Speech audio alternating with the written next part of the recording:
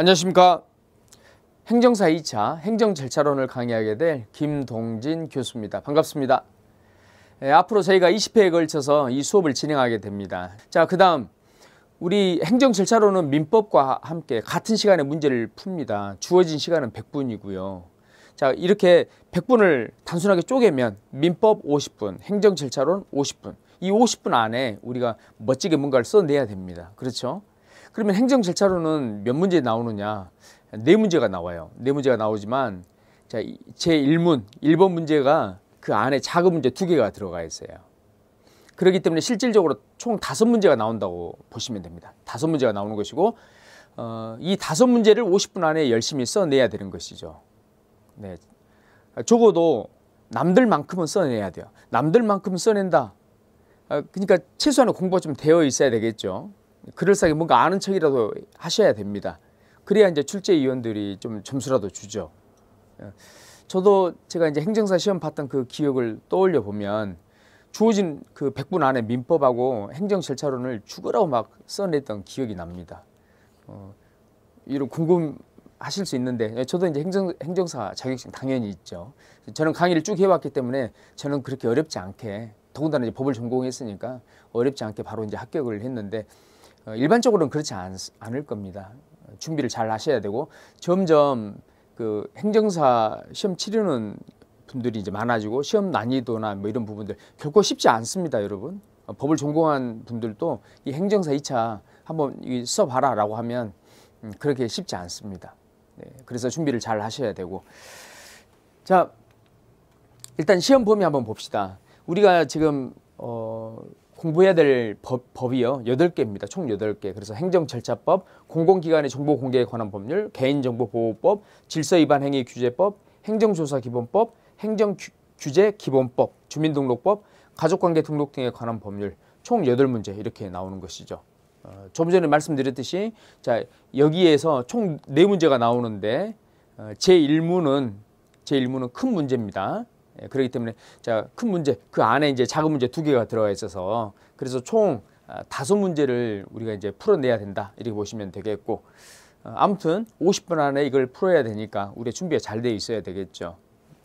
그러면 여러분이 저는 행정절차론을 전혀 지금까지 배운 적이 없는데요 라고 할 수 있어요. 그런데 여러분이 처음 이제 접하더라도 상관이 없습니다. 충분히 같이 저랑 같이 이제 수업하면서 여러분 복습하고 이렇게 하면 다 가능해, 해소가 가능합니다. 이거는 이 법령 안에 어떤 심오한 그 법 이론을 같이 끼워서 낸다 할지 그렇지 않거든요. 단순히 이 법령을 여러분이 잘 파악하고 계시고 그리고 묻는 내용에 대해서 잘 써내기만 하면 뭐 그게 전부입니다. 그렇기 때문에 처음 공부하시는 분들도 겁먹지 마셔라. 일단 수업만 잘 따라오시면 남들만큼은 최소한 한다. 잘 알아두시면 좋겠어요. 네. 자, 그래서 우리가 먼저 순서대로 볼 겁니다. 행정절차법을 먼저 볼 거예요. 행정절차법을 보는데 사실 이 법들 중에 가장 중요한 법은 행정절차법입니다. 내용이 많고, 네. 행정의 절차와 관련된 가장 기본된 법이기 때문에 이 절차법은 복습을 또 하고 하셔야 됩니다. 아시겠죠? 네. 자, 그래서 행정절차법을 보는데 여러분 제가 자료를 지금 이제 아마 여러분도 자료를 받아보실 겁니다. 그 자료를 출력해서 같이 수업 따라오시면 되는데 먼저 행정절차법 개요 간단히 이제 한 페이지 되어 있고요. 그 다음 이제 2번째 페이지부터 바로 행정절차법에 대한 이 법의 내용들입니다. 순서대로 쭉 우리 법을 1조부터 해서 쭉 따라가면서 내용을 살펴볼 겁니다. 네. 그게 우리 기본 사실 이론 수업의 전부예요, 여러분. 전문 보는 게 전부입니까? 그게 전부죠. 전체적인 그 내용을 쭉 따라가면서 한번 보고 나서 그리고 기출문제를 풀어보면 이 기출문제가 훨씬 쉽게 다가올 겁니다. 자, 먼저 우리 이제 우리 행정절차법의 적용 관련된 내용들인데요. 먼저 가장 기본적인 거 송달. 뭔가 이제 우리 행정처분이랄지 이런 것을 보냈어요. 그러면 처분의 효력이 발생하기 위해서는 처분의 상대방에게 도달이 되어야 됩니다. 여러분이 친구하고 편지를 주고받는다 칩시다. 종이로 된 이 편지를 주고받는다 쳐봐요. 그러면 내가 보냈을 때 이게 집배운을 통해서 상대방에게 도달이 되어야, 친구에게 도달이 되어야 그 친구가 읽어볼 수 있는 거 아니겠어요? 그죠? 당연한 겁니다. 그래서 이 통지라고 하는 것은 처분이나 이런 것들은 상대방에게 송달이 되어야 효력이 발생하는 겁니다. 그래서 송달의 효력은 도달 시에 이렇게 발생합니다. 자, 공고, 불특정 다수인을 대상으로 하는 이런 공고 같은 경우는 자, 공고한 날로부터 14일 후에 효력이 발생한다라고 하는 거 기억해 두시고요. 그러니까 여러분 특정인에게 하는 것은 송달이고 불특정 다수인에게 하는 것은 공고다 이렇게 생각하시면 됩니다. 그리고 행정절차법에 규정된 제도들이 있어요.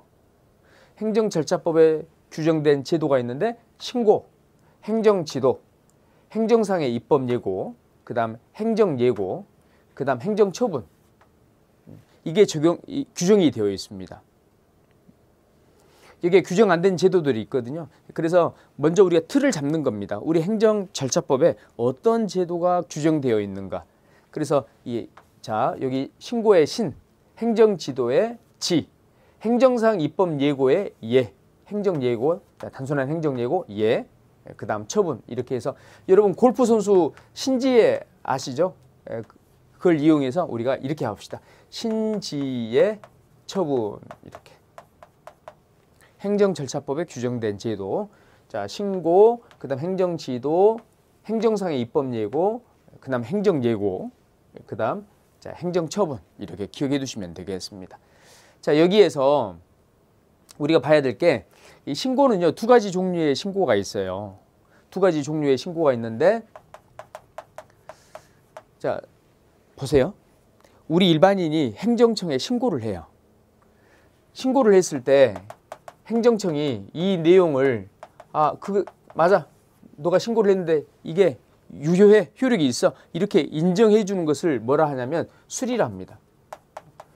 유효로 인정해 주는 것을 뭐라 한다? 수리라고 해요. 수리. 자, 그러면 이 신고에는 두 가지 종류의 신고가 있다고요. 네. 행정청에 수리까지 있어야 되는 신고가 있는 반면 행정청에 수리가 있건 없건 상관없이 신고만 되면 바로 효력이 발생하는 그런 신고가 있습니다. 이해되시죠? 여러분 예를 들면 출생신고 한번 봐보세요. 출생신고. 출생신고를 했습니다. 그럼 끝이에요. 신고하면 끝이에요. 그죠? 행정청이 이것을 수리해야 얘가 출생한 걸로 봅니까? 어젯밤에 응애하고 태어났어. 근데 제가 부모예요.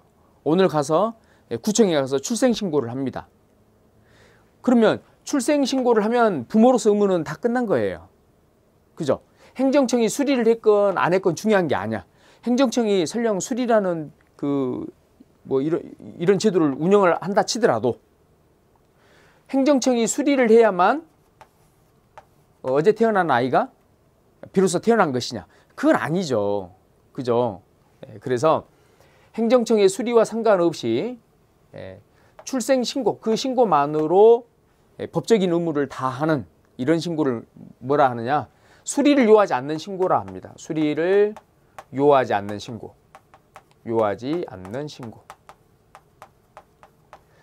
자, 이에 비해서 이 신고가 있고 이 신고에 따라서 행정청에 수리가 있어야만 비로소 효력이 발생하는 이때의 신고를 뭐라 하느냐? 수리를 요하는 신고라 합니다. 뭐라 한다고요? 수리를 요하는 신고. 수리를 요하는 신고. 제가 전입신고를 해요, 여러분. 전입신고를 하죠. 그러면 전입신고만 하면 바로 효력이 거기에 따라서 발생하느냐, 전입의 효력이 생기느냐, 그게 아니고요. 우리 이제 구청 등에서 이것을 수리를 해야만 비로소 전입의 효과가 발생하는 겁니다.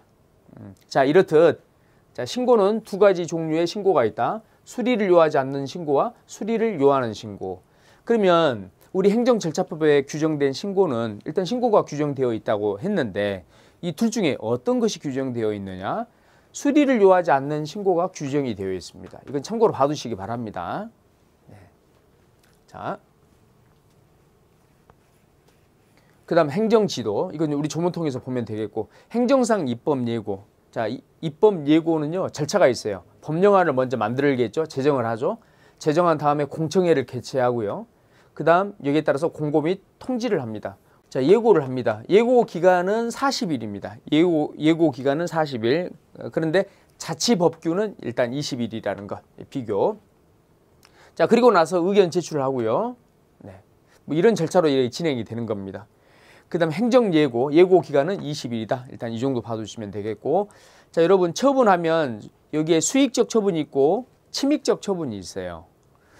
자, 수익적 처분이라고 하는 것은 우리한테 그 이득이 되는 혜택을 주는 처분, 쉽게 그렇게 생각하시면 됩니다. 그럼 여러분 허가랄지 특허랄지 자 인가랄지 이런 것들은요 우리한테 혜택을 주는 것이죠.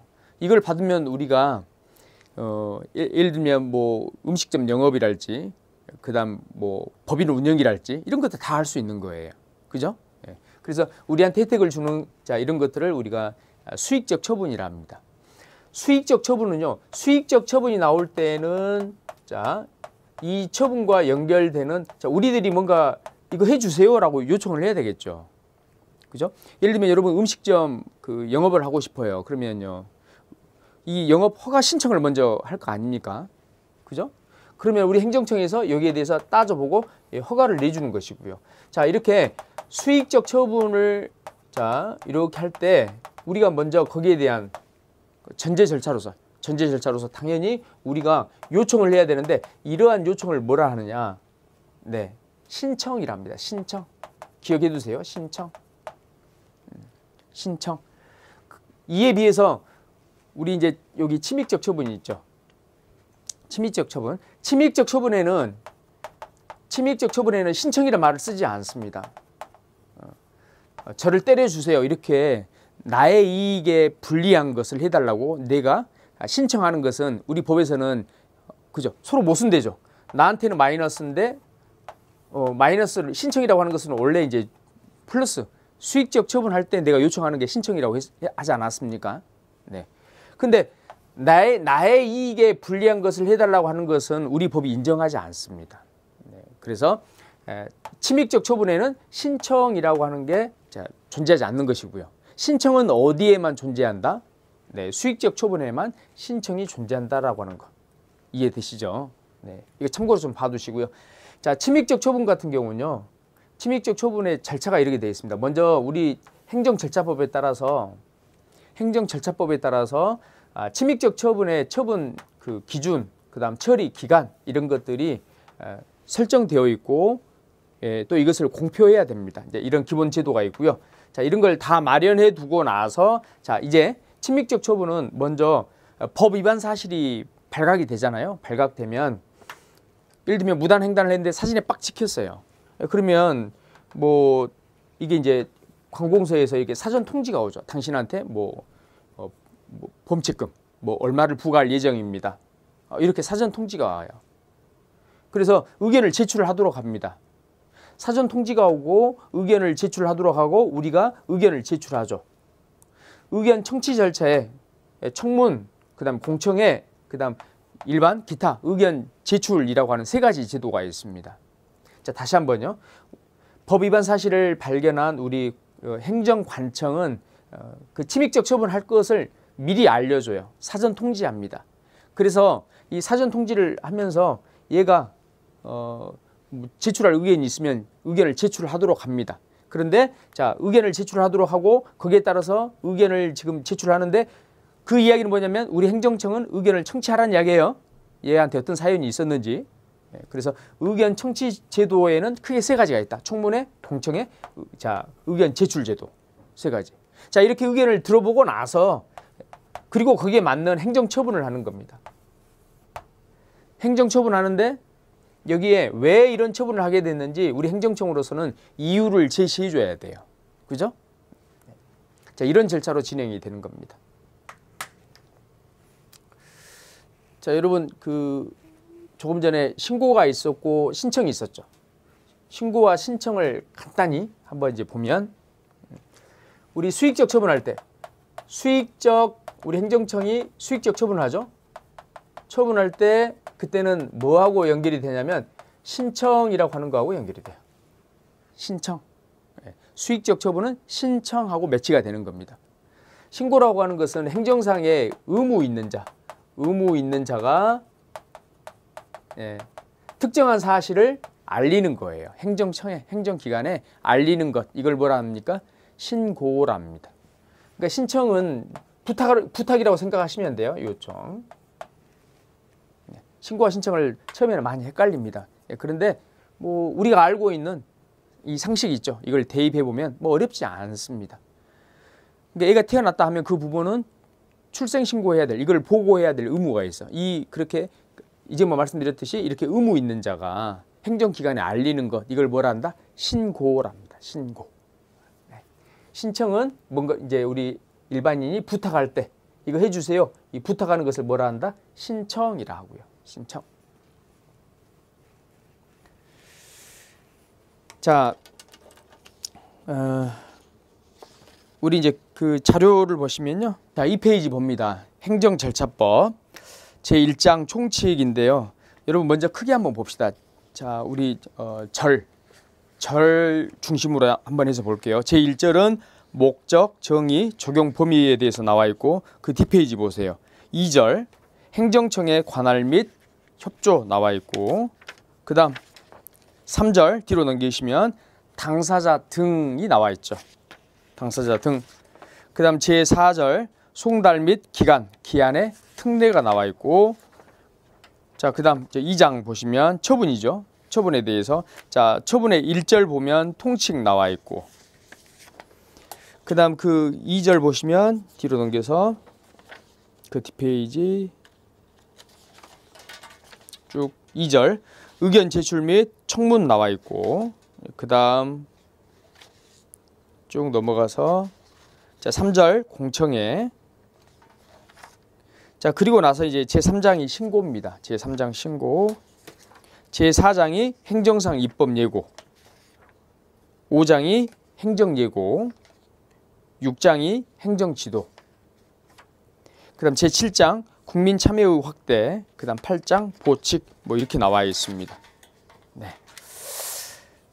자, 그 전체적인 이게 큰 이제 아웃라인이라고 보시면 되겠습니다. 그래서 우리가 먼저 행정절차법 안에 있는 총칙을 먼저 보는데 자, 제1조 봅니다. 목적. 이 법은 행정절차에 관한 공통적인 사항을 규정하여 국민의 행정 참여를 도모함으로써 행정의 공정성, 투명성 및 신뢰성을 확보하고 국민의 권익을 보호함을 목적으로 한다. 나와 있고 제2조 정의. 이 법에서 사용하는 용어의 뜻은 다음과 같다. 여기 행정청이 있죠. 우리 그 2조 여기 1호 그 가목 보시면 가목 행정에 관한 의사를 결정하여 표시하는 국가 또는 지방자치단체의 기관 이걸 이제 행정청이라 하고 나목 그 밖에 법령 또는 자치법규에 따라서 행정 권한을 가지거나 위임 또는 위탁받은 공공단체 또는 그 기관이나 사인 이것을 우리 행정청이라 합니다. 그 다음 처분 행정청이 행하는 구체적 사실에 관한 법 집행으로서의 공권력 행사 또는 그 거부와 그 밖에 이에 준하는 행정작용을 이 처분이라 합니다. 이 행정처분인 것이죠. 처분. 자, 행정지도 이런 것은 보시면 되겠고 당사자 등 자, 가목 행정청의 처분에 대해서 직접 그 상대가 되는 당사자 나목 행정청이 직권으로 또는 신청에 따라 행정 절차에 참여하게 한 이해관계인 끌어들인 이해관계인 얘도 당사자 등에 포함되는 겁니다. 그러니까 이 법에서 당사자 등이라고 하는 이 용어 자체는 가목, 나목 다 포함하는 용어다 이 말이에요. 아시겠죠? 5호 청문이란 행정청이 어떠한 처분을 하기 전에 밑줄 당사자 등의 의견을 직접 듣고 증거를 조사하는 절차. 누구의 의견? 당사자 등의 의견을 듣는 게 청문입니다. 자, 이 비교 제도로서 공청회가 있어요. 6호 공청회란 행정청이 공개적인 토론을 통해서 어떠한 행정작용에 대하여 당사자 등 자, 전문 지식과 경험을 가진 사람 그 밖에 일반인으로부터 자, 밑줄 의견을 널리 수렴하는 절차를 말합니다. 아시겠죠? 청문과 공청회는 약간 차이가 나는 것이죠. 네. 그러니까 공청회는 전문가나 일반인으로부터 두루두루 의견을 듣는 절차 이게 공청회. 근데 당사자 등의 의견을 직접 듣고 조사하는 거 이거 뭐라 한다? 청문이라고 한다고요. 약간 다르잖아요. 그죠? 그 다음 의결 제출이란 행정청이 어떠한 행정작용을 하기 전에 당사자 등이 의견을 제시하는 절차로서 밑줄 청문이나 공청회에 해당하지 않는 절차를 말합니다. 조금 전에 우리 세 가지가 있다고 했었죠. 세 가지. 청문회나 공청에 해당하지 않는 나머지가 자, 여기 의견 제출 절차라고요. 자, 전자문서, 정보통신망 이걸 보시면 되겠고, 결국 이 법조문, 우리가 지금 읽고 있는 이 법조문들이 여러분 시험 답안에 요긴하게 그렇게 쓰이는 겁니다. 이런 것들을 이용해서 여러분 답안을 쓰셔야 돼요.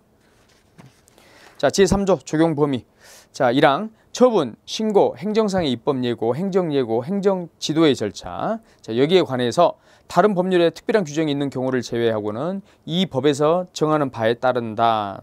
자, 여기 2항이 있죠. 이 법은 다음 각호의 어느 하나에 해당하는 사항에 대해서는 적용하지 않는다. 자, 여기 2항은 별표해 두시고, 이걸 다 외우실 수는 없어요. 외우실 수는 없지만 좀 봐두셔야 됩니다. 그래서 국회나 지방의회 의결을 거치거나 동의 또는 승인을 받아야 되는 사항. 2호 법원이나 군사법원의 재판에 의하거나 그 집행으로 행하는 사항. 3호 헌법재판소의 심판을 거쳐 행하는 사항. 4호 각급 선거관리위원회의 의결을 거쳐서 행하는 사항. 5호 감사원이 감사위원회의 결정을 거쳐서 행하는 사항. 6호 형사, 행영, 보안처분 관계 법령에 따라 행하는 사항. 자, 7호 국가안전보장, 국방, 외교 또는 통일에 관한 사항 중 행정 절차를 거칠 경우 국가의 중대한 이익을 현저히 해칠 우려가 있는 이런 사항. 자, 그 다음 8호 심사 청구, 해양안전심판, 조세심판, 특허심판, 행정심판 그 밖의 불복 절차에 따른 사항. 그 다음 9호 병역법에 따른 징집, 소집, 외국인의 출입국, 난민 인정, 귀화. 그 다음 밑줄 공무원 인사관계 법령에 따른 징계와 그 밖의 처분. 이거 정도 밑줄 꺼두시고, 그 다음 이해 조정을 목적으로 하는 법령에 따른 알선, 조정, 중재, 제정 또는 그 밖의 처분 등 해당 행정작용의 성질상 행정 절차를 거치기 곤란하거나 거칠 필요가 없다고 인정되는 사항과 행정 절차에 준하는 절차를 거친 사항으로서 대통령령으로 정하는 사항. 그러니까 여기까지 뭐 너무 자세하게 나오기는 어렵습니다. 어려운데, 자, 그러면 교수님 이게 지금 뭔가요? 사실 근데 이 부분은 어렵지 않습니다. 지금 이게 이렇게 보시면 돼요. 순수한 우리 일반 행정이 있죠. 일반 행정이 있고, 지금 헌법재판소, 선거관리위원회 뭐 이게 나오거든요. 그러면 우리가 이 일반 행정이 아닌 뭐 예를 들면 특수행정과 관련된 것들은 전부 여기에 해당한다. 우리 이 행정절차법을 적용하기 어렵다, 이렇게 보시면 돼요. 이해되시죠? 그리고 여러분 기본적으로 우리 삼권 분립에서 행정, 입법, 사법 나누지 않습니까? 그러니까 입법과 재판에 대한 이 사법 있지 않습니까? 입법, 사법과 관련된 게 다 사실 얘와 관련된 거예요. 그 다음에 행정이더라도 특수한 행정인 것. 이것들은 다 지금 우리 행정절차법을 적용하기 어렵습니다. 다 여기에 포함되어 있다고 보면 돼요. 헌법재판소도 우리 행정이 아니죠. 그 다음 선거관리위원회도 마찬가지고, 감사원도 그렇고, 그죠? 네. 그 다음 뭐 심사청구, 행정심판 뭐 이런 것들. 행정심판 같은 경우는 행정의 영역이긴 하지만 우리 일반 행정은 아니죠. 불복 절차를 두고 있는 특수한 행정으로 보시면 되겠습니다. 그래서 이런 것들이 자, 여기 다 적용 제외 사항이라고 하는 거 꼭 기억해 두시기 바랍니다. 아시겠죠? 그러니까 하나하나를 다 기억할 수 없지만 이걸 기억해 두시면 나오더라도 그렇구나, 여기 절차법을 적용하기 어렵구나, 뭐 이 정도로 좀 아실 수 있지 않겠습니까? 뭐 두 문자 따서 외울 필요는 없고요. 네. 그 다음 제4조 신의 성실 및 신뢰보호. 1항 행정청은 직무를 수행할 때 신의에 따라 성실히 행해야 되고, 2항 행정청은 법령 등의 해석 또는 행정청의 관행이 일반적으로 국민에게 받아들여졌을 때에는 공익 또는 제3자의 정당한 이익을 현저히 해칠 우려가 있는 경우를 제외하고는 새로운 해석 또는 관행에 따라서 소급하여 불리하게 처리해서는 안 된다. 이 4조 정도는 사례화해서 시험에 또 출제될 수 있습니다. 네. 그 다음 제5조 투명성. 뭐 당연한 이야기인데, 1항 행정청이 행하는 이런 행정작용은 그 내용이 구체적이고 명확해야 된다. 2항 행정작용의 근거가 되는 법령 등의 내용이 명확하지 아니할 때에는 상대방은 해당 행정청에 그 해석을 요청할 수 있고, 해당 행정청은 특별한 사유가 없으면 그 요청에 따라야만 합니다. 그 다음 3항 행정청은 상대방에게 행정작용과 관련된 정보를 충분히 제공해야 된다. 자, 그리고 제2절 행정청의 관할 및 협조. 제6조 봅니다. 관할. 자, 1항 행정청이 그 관할에 속하지 아니한 사안을 접수하였거나 자, 이송받은 경우에는 지체 없이 이를 관할 행정청에 이송해야 되고 그다음 그 사실을 신청인에게 통지해야 된다. 자, 지금 6조 지금 우리가 같이 읽는 이 조문들은 여러분 체크 잘 해두셔야 돼요. 다 중요한 내용들입니다. 자, 신청인에게 당연히 통지해야 되겠고 행정청이 접수하거나 자, 이송받은 후 관할이 변경된 경우에도 또 같고 자, 그다음 2항 행정청의 관할이 분명하지 아니한 경우에는 자, 해당 행정청을 공통으로 감독하는 상급 행정청이 그 관할을 결정하고 자, 이 부분은 잠깐 설명 한번 드려볼게요. 예를 들면 여러분 우리 충청남도와 충청북도 이 경계선에서 발생한 그 행정사건이 있다 칩시다. 그러면 이 경계선 분명 경계에서 발생했는데 이 명확하지 않아요. 예를 들면 명확하지 않을 때 지금 여기 원래 이 지역에서 발생했으면 A라는 행정청이 이 지역에서 발생했으면 자 B라는 행정청이 담당할 사건인데 명확하지 않아요. A청 지금 B 행정청이 지금 문제되는 사안인데 애매하다. 이때는 지금 어떻게 하냐면 이 해당 행정청을 공통으로 감독하는 상급 행정청 이들의 공동된 상급 행정청 우리가 갑이라고 할까요? 갑 행정청이 A, B 네 둘 중에서 어디 할 건지 얘가 결정한다고요. 지금 이해되시죠? 그 다음 공통으로 감독하는 상급 행정청이 만약 없다. 만약 공통되는 상급청이 없다. 그때는요. 최소한 뭐는 있겠어요? 공통되는 것은 없지만 얘의 이 상급청이 있겠죠. 그 다음 B 행정청에 상급 행정청이 있겠죠. 이것을 갑과 을이라고 했을 때 얘들이 협의한다는 거예요. 얘들이 협의한다. 제7조 행정청 간의 협조. 행정청은 행정의 원활한 그 수행을 위해서 서로 협조해야 된다. 당연히 협조해야죠. 뭐 반복해야 된다. 설마 그렇게 쓰겠습니까? 그죠? 당연히 협조해야죠. 그 다음 제8조 행정응원 지원해 주는 겁니다. 행정응원 8조는 중요합니다. 자, 1항 행정청은 다음 각호의 어느 하나에 해당하는 경우에는 다른 행정청에 행정응원을 요청할 수 있다. 지원을 요청할 수 있다 이 말이에요. 자, 1호 법령 등의 이유로 독자적인 직무 수행이 어려운 경우. 2호 자, 인원, 장비 부족 등 사실상 이유로 독자적인 직무 수행이 어려운 경우. 3호 다른 행정청에 소속되어 있는 전문기관의 협조가 필요한 경우. 4호 다른 행정청이 관리하고 있는 자, 문서, 통계 등 행정자료가 직무 수행을 위해서 필요한 경우. 5호 다른 행정청의 응원을 받아 처리하는 것이 보다 능률적이고 경제적인 경우. 그래서 여러분 예를 들면 우리 행정청에 필요한 문서가 우리한테는 없고 지금 다른 B 행정청에 있다 하면 그 B 행정청에 좀 그 자료 좀 빌려주세요. 내지는 좀 참고하게 이거 보내주세요. 이렇게 요청할 수 있겠죠. 이게 바로 행정 응원 중에 하나라는 얘기야. 요청하는 거죠. 도움을. 자, 2항 제1항에 따라서 행정 응원을 요청받은 행정청은 다음 각호 어느 하나에 해당하는 경우에는 그 응원을 거부할 수 있다. 무조건 100% 또 해줘야 되는 건 아니고 안 되는 사유가 있다 이 말이죠. 1호 다른 행정청이 보다 능률적이거나 경제적으로 응원할 수 있는 명백한 이유가 있을 때. 아, 얘가 A라는 행정청이 우리한테 요청을 했어. 근데 우리보다는 다른 C라고 하는 행정청이 이게 더 분명히 도움을 줄 수 있단 말이야. 우리는 자료가 없어. 근데 얘들은 분명히 자료가 있어. 이렇게 명백할 때에는 우리는 일단 저희는 안 되겠는데요. 여기에 요청하세요. 이렇게 할 수 있다 이 말이겠죠. 그리고 2호 행정응원으로 인하여 고유의 직무 수행이 현저히 지장받을 것으로 인정되는 명백한 이유가 있을 때. 그러죠. 한 인원 10명을 좀 이게 도와달래요. 좀 보내달래요. 근데 10명을 우리 행정청에서 보내줬을 때 우리 업무가 마비돼 버려. 그래서 이렇게 안 될 때는 못하는 것이죠.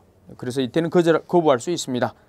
자, 3항 행정응원은 해당 직무를 직접 응원할 수 있는 행정청에 요청해야 되겠고, 그 다음 4항 행정응원을 요청받은 행정청은 응원을 거부하는 경우 그 사유를 응원을 요청한 행정청에 통지해야 됩니다. 자, 5항 행정응원을 위해서 파견된 직원은 응원을 요청한 행정청의 지휘 감독을 받는 것이고, 그렇죠. 거기에 갔으면 파견된 직원들은 거기에 지금 지휘 감독을 받아야 되겠죠. 다만 해당 직원의 복무에 관하여 다른 법령 등의 특별한 규정이 있는 경우에는 거기에 따르고, 그 다음 6항 행정 응원에 드는 비용은 응원을 요청한 행정청이 부담하고 그 부담 금액 및 그 부담 방법은 응원을 요청한 행정청과 응원을 하는 그 행정청이 협의해서 결정하는 것. 비용 같은 경우는 어쨌든 자 기본적으로 부담 금액, 그 부담 방법 이런 것들은 이 둘이 협조해서 한다는 것. 행정 응원은 작은 문제로 나올 수 있어요, 여러분. 이 전체를 딱 좋잖아요. 지금 6항까지 있는데 행정 응원에 대해서 뭐 쓰시오 뭐 이렇게 나올 수 있다 이 말이죠. 그래서 행정 응원에 대해서는 여러분이 6항까지 내용을 좀 그래도 다른 조항보다는 자세히 알고 계셔야 됩니다. 아시겠죠? 그리고 이제 당사자 등입니다. 당사자 등에서도 시험에 나올 만한 내용이 있습니다. 먼저 구조, 당사자 등의 자격, 다음 각호의 어느 하나에 해당하는 자는 행정 절차에서 당사자 등이 될 수 있다. 먼저 1호, 자연인, 2호, 법인이 아닌 사단이나 재단, 3호, 그 밖에 다른 법령 등에 따라서 권리 의무의 주체가 될 수 있는 자, 이런 애들. 그 다음 이제 제10조입니다. 지위의 승계, 1항, 당사자 등이 사망하였을 때의 상속인과 다른 법령 등에 따라 당사자 등의 권리 또는 이익을 승계한 자는 당사자 등의 지위를 승계합니다. 여러분, 예를 들면 행정 그 처분의 상대방, 행정청에 있고 처분의 상대방이 처분을 받고 나서 돌아가셨어요. 돌아가시면 상속인이 있을 거 아니에요. 그죠? 상속인이 그 지위를 승계한다. 지금 그 이야기. 그 다음 2항. 당사자 등인 법인 등이 합병되었을 때는 잘 기억해 두세요. 합병되었을 때는 합병 후 존속하는 법인 등이나 합병 후 새로 설립된 법인 등이 당사자 지위를 승계하게 되는 겁니다. 당연하죠. 상속과 유사한 개념이죠. 네. 그러니까 A라는 법인이 있는데 A라는 법인에 대해서 예를 들면 행정청이 처분을 이렇게 하겠죠. 처분을 하는데 이 법인이 어쨌건 B라는 법인하고 뭘 했냐면 합병을 했어요.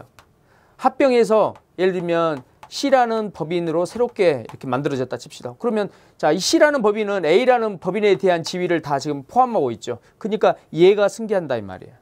C라는 법인. 자, 그 다음 3항 제1항 및 2항에 따라 당사자 등의 지위를 승계한 자는 행정청에 그 사실을 통지해야 되고 4항 처분에 관한 권리 또는 이익을 사실상 양수한 자는 이렇게 권리를 양수한 자 밑줄 행정청의 승인을 받아야 됩니다. 행정청의 승인을 받아야만 당사자 등의 지위를 승계할 수 있다.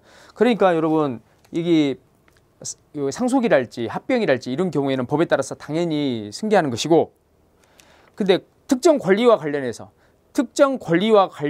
행정청이 처분하는데 문제는 그 권리를 가지고 있던 자가 그 권리를 다른 사람한테 넘겼어요. 그래서 이제는 그 처분 그 상대방이 있죠. 얘는 더 이상 지금 권리자가 아니야. 그러면 권리 때문에 이렇게 처분했는데 권리가 다른 사람한테 넘어갔기 때문에 이때는 사항에 따라서 뭘 해야 된다? 행정청의 승인을 받아서 당사자 지위를 승계할 수 있다. 이 말. 네. 그 다음 5항 제3항에 따른 통지가 있을 때까지 사망자 또는 합병 전에 법인 등에 대해서 행정청이 한 통지는 제1항 또는 2항에 따라서 당사자 등의 지위를 승계한 자에게도 동일한 효력이 있다.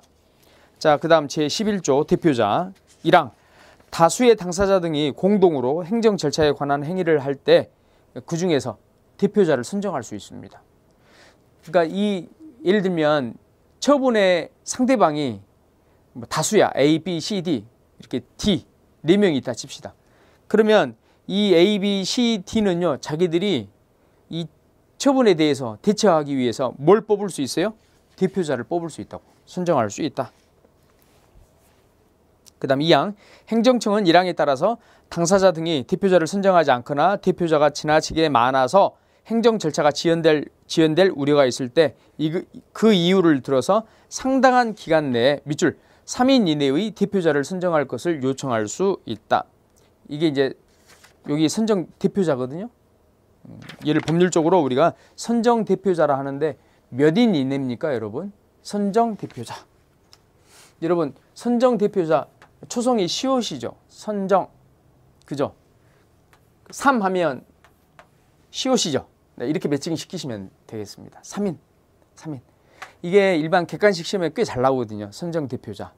여러분도 그 기억해 두시기 바랍니다. 뭐 5인, 2인 뭐 이렇게 말하는데 3인입니다. 3인. 그래서 이렇게 당사자가 많을 때에는 그 당사자가 많아서 일 진행이 어렵다라고 할 때 행정청은 선정 대표자를 좀 선정해 주세요 요청할 수 있다고요. 이 경우 당사자 등이 그 요청에 따르지 아니하였을 때 밑줄 행정청이 직접 대표자를 선정할 수 있습니다. 그 다음 3항 당사자 등은 대표자를 변경하거나 해임할 수 있죠. 그 다음 4항 대표자는 각자 그를 대표자로 선정한 당사자 등을 위해서 행정 절차에 관한 모든 행위를 할 수 있습니다. 모든 행위를 할 수 있고 다만 행정 절차를 끝맺는 행위에 대해서는 당사자 등의 동의를 받아야 됩니다. 절차를요 임의대로 끝내버릴 수 있죠. 그러니까 믿고 맡겼는데 이 선정 대표자가 선정 당사자가 임의대로 맡긴 사람들의 그 신뢰를 배신해서 끝내버릴 수 있겠죠. 끝내는 것은 사실 이 처분과 관련된 그 모든 것을 마치는 거지 않습니까? 굉장히 중요한 거죠. 그래서 맡기긴 맡겼지만 행정 절차를 끝맺는 이 부분에 있어서는 배신 행위가 또 낄 수 있기 때문에 특별히 이런 경우에는 뭐 하라고요? 당사자 등의 동의를 반드시 받으라고요. 아시겠죠? 그러니까 끝맺기 전에는 이미 선정 당사자가 다 할 수 있어요. 전적으로 다 할 수 있어요. 근데 끝맺는 행위에 있어서만큼은 뭐 하라고요? 이걸 맡겨주었던 당사자 등의 동의를 정확히 받으라고요. 끝맺는 것에 대해서. 그 다음 5항 대표자가 있는 경우에는 당사자 등은 그 대표자를 통해서만 행정 절차에 관한 행위를 할 수 있고 6항 다수의 대표자가 있는 경우 그중 1인에 대한 행정청의 행위는 모든 당사자 등에게 효력이 있습니다. 당연히. 다만 행정청의 통지는 대표자 모두에게 해야만 효력이 있는 것이고 여러분 행정응원 우리 봤었죠. 그것과 마찬가지로 이 당사자 등에서 이것이 여기에 나와 있는 지금 대표자 있죠. 이것도 작은 문제로 나올 수 있습니다. 작은 문제가 아니더라도 우리가 답안 내용에 이것을 인용해서 지금 써야 되는 그 내용으로. 그러니까 여러분들은 잘 이것도 기억해 두셔라. 그 다음 12조 대리인. 그 다음 13조 대표자 대리인의 통지 1항 당사자 등이 대표자 또는 대리인을 선정하거나 선임하였을 때에는 지체 없이 그 사실을 행정청에 통지해야 되고 대표자 또는 대리인을 변경하거나 해임하였을 때에도 그와 같다. 2항 1항에도 불구하고 제12조 1항 4호에 따라서 청문 주재자가 대리인의 선임을 허가한 경우에는 청문 주재자가 그 사실을 행정청에 통지해야만 한다. 네. 그 다음 이제 제4절 송달 및 기한의 특례. 자 14조 송달 1항 송달은 우편, 교부 또는 정보통신망 이용 등의 방법으로 하되 송달 받는 자 가로 대표자 또는 대리인을 포함한다. 자, 송달 받는 자의 주소, 고소, 영업소, 사무소 또는 전자우편 주소로 한다. 다만 송달 받을 자가 동의하는 경우에는 그를 만나는 장소에서 송달할 수 있습니다. 그 다음 2항 교부에 의한 송달은 수령 확인서를 받고 문서를 교부함으로써 하며 송달하는 장소에서 송달 받을 자를 만나지 못한 경우에는 그 사무원, 피용자 또는 동거인으로서 사리를 분별할 지능이 있는 사람에게 문서를 교부할 수 있다. 그러니까 만나서 넘겨주는 방식으로 하는 송달, 교부 송달이라 합니다. 2항. 다만 문서를 송달받을 자 또는 그 사무원 등이 정당한 사유 없이 송달받기를 거부할 때 그 사실을 수령 확인서에 적고 문서를 송달할 장소에 놓아둘 수 있다. 그 다음 3항 정보통신망을 이용한 송달은 송달받을 자가 동의한 경우에만 가능합니다. 이 경우 송달받을 자는 송달받을 전자우편 주소 등을 지정해야 되겠고 그 다음 4항 다음 각호 어느 하나에 해당하는 경우에는 송달받을 자가 알기 쉽도록 관보 그 다음 공보. 여러분 관보라고 하는 것은 국가가 발행하는 그 공문서죠. 신문 등을 말합니다. 국가가 발행하는 쉽게 말해서 잡지. 국가가 발행하는 뭐라고요? 잡지라고 하면 뭔가 이상한 그림 생각하기 쉬운데 그거 아니에요. 국가가 발행하는 잡지 내지는 공문서 이걸 뭐라 합니까? 관보랍니다. 그럼 공보는 뭐냐면요. 지방자치단체 있죠. 지자체가 발행하는 잡지 내지는 공문서 이걸 뭐란다? 공보랍니다. 공보. 그 다음에 게시판, 일간 신문 중 하나 이상의 공고하고, 자, 인터넷에도 공고해야 된다. 여러분, 이 조문의 구조가 어떻게 되어 있습니까? 이것은 객관식에 사실 잘 나오거든요. 지금 사항 같은 경우는요, 그냥 관보나 공보나 게시판, 일간 신문 중 하나 이상의 공고하고, 그러니까 지금 여기까지 봤던 여기 중에 하나 이상이에요. 한 개 이상. 이것이고, 그 다음에 인터넷에도 공고해야 된다.